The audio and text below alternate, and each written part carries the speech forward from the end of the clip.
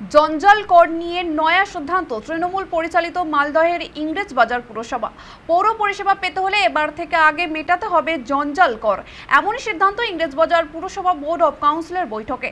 সেখানে স্পষ্ট জানানো হয়েছে জঞ্জাল কর বকেয়া থাকলে মিলবে না পরিষেবা। তবে এই সিদ্ধান্ত ঘিরে উঠছে নানান প্রশ্ন, কারণ কিছুদিন আগেই শিলিগুড়ি প্রশাসনিক বৈঠকে মুখ্যমন্ত্রী মমতা বন্দ্যোপাধ্যায় স্পষ্ট বার্তা দিয়েছিলেন যে বাড়তি কর আর নয়। সেই অবস্থানে দাঁড়িয়ে ইংরেজবাজার পুরসভায় সিদ্ধান্ত ঘিরে তৈরি হয়েছে বিতর্ক।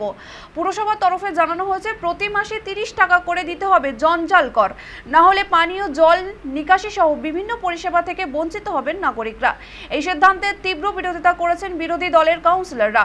পাশাপাশি ক্ষোভে ফুঁসছেন সাধারণ নাগরিকরাও। তাদের সব কথা, ইতিমধ্যে একাধিক কর দিচ্ছি, আবার নতুন করে কর, এটা মানা যায় না। ফলে মুখ্যমন্ত্রীর বক্তব্য আর বাস্তব নীতির এই ফারাক ঘিরে উত্তাল ইংরেজবাজার পুরসভা চত্বর। এখন দেখার বিষয় আদৌ এই সিদ্ধান্ত টিকে থাকে কিনা।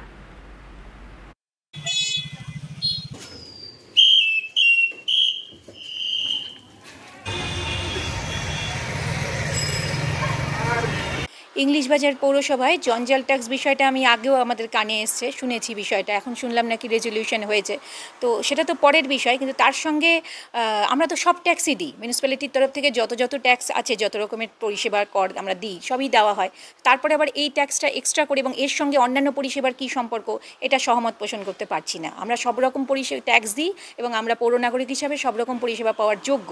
তো জঞ্জাল ট্যাক্সের জন্যে বাকি পরিষেবাগুলো না হলে পাবো না, এটা আমি সহমত পোষণ করতে পারছি না। সাধারণ নাগরিকরা জঞ্জাল ট্যাক্স, হেসেল ট্যাক্স, এইভাবে বিভিন্ন ধরনের ট্যাক্স চাপিয়ে দেওয়া হচ্ছে, যেখানে মুখ্যমন্ত্রী প্রতিশ্রুতি দিয়েছিলেন জোর করে কিছু করা যাবে না। ধরলাম যে পৌর নাগরিকরা সেই জঞ্জাল ট্যাক্স দিচ্ছে, কিন্তু আপনি দেখে নেবেন যে সামগ্রিকভাবে যে জঞ্জাল ট্যাক্স দিলেই এই জঞ্জাল থেকে মুক্তির যে পরিষ্কার উপায় হচ্ছে তা না। একটা বাঁশি বাজিয়ে একটা গাড়ি আসছে, সে স্বাভাবিকভাবে সেই নোংরাগুলো তুলছে, নিয়ে আবার রাস্তার ধারেই ফেলে দিচ্ছে। আপনি দেখতে পাবেন যে স্টেশন রোডে বুলেট শোরুমের ওখানে, আপনি দেখতে পাবেন যে 420 মোড়ে যাওয়ার সময় ডান হাতে পড়ে মনস্কামনা মন্দিরের একটু আগে, অথবা রথবাড়ির যে ব্রিজের তলা, সেখানে গন্ধে যাওয়া যায় না। গত পৌরসভার মিটিংয়ে কী সিদ্ধান্ত হয়েছে এটা কোনো চিঠি আমার কাছে আসেনি, তবে ব্যবসায়ীদের যে সংগঠন মালদা মার্চেন্ট চেম্বার, সেখানে একটা মিটিং হয়েছিল, জেনারেল মিটিং হয়েছিল। অ্যানুয়াল জেনারেল মিটিংয়ে জেনারেল মিটিংটা হয়েছিল, সেই অ্যানুয়াল জেনারেল মিটিংয়ে সমস্ত ব্যবসায়ীরা, সমস্ত সংগঠন সিদ্ধান্ত নিয়েছিল তারা ট্যাক্স দিবে না। যেটা বারে বারে বলা হচ্ছে সেটা আমাদের প্রপার্টি ট্যাক্সের সঙ্গে যুক্ত আছে। স্বাভাবিকভাবে এটা আলাদা করে নিলে মানুষের উপর একটা চাপ পড়বে। আর তিনি যেভাবে রেগুলেশনের কথা বলছেন এবং সেখানে তিনি যেটা করছেন যে অন্য কোনো কাজ করতে আসলে জঞ্জাল করে রিসিট আমরা দেখব, এইটা একটা জিজিয়া করার কথা আমাদের মনে পড়ে যাচ্ছে। কারণ একটা পৌরসভা কোনো সময় মানুষের উপরে এইভাবে বাধ্য করতে পারে না মানুষকে ট্যাক্স দিতে, যেটা উনি করছেন, এটা সম্পূর্ণ অনৈতিক। আমরা তো 1 টাকা জলের যেটা কর নিতাম সেটা তো বন্ধ করে দিয়েছি। কারণ এই টাকা যদি আমরা উঠাতে না পারি, আমাদের যে আগামী দিনে 16 ফিনান্সের যে টাকা, সেটা বন্ধ হয়ে যাবে।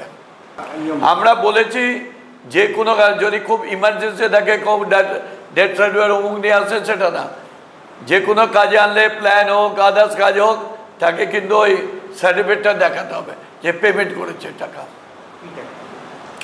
সার্ভিস ট্যাক্স, ট্যাক্স না, ওটা চার্জ, কনজারভেন্সি সার্ভিস চার্জ। সেক্ষেত্রে কি নিয়ম করা হয়েছে? যদি ওই সার্টিফিকেট না দেয় না, আমরা তার কাজ করবো না।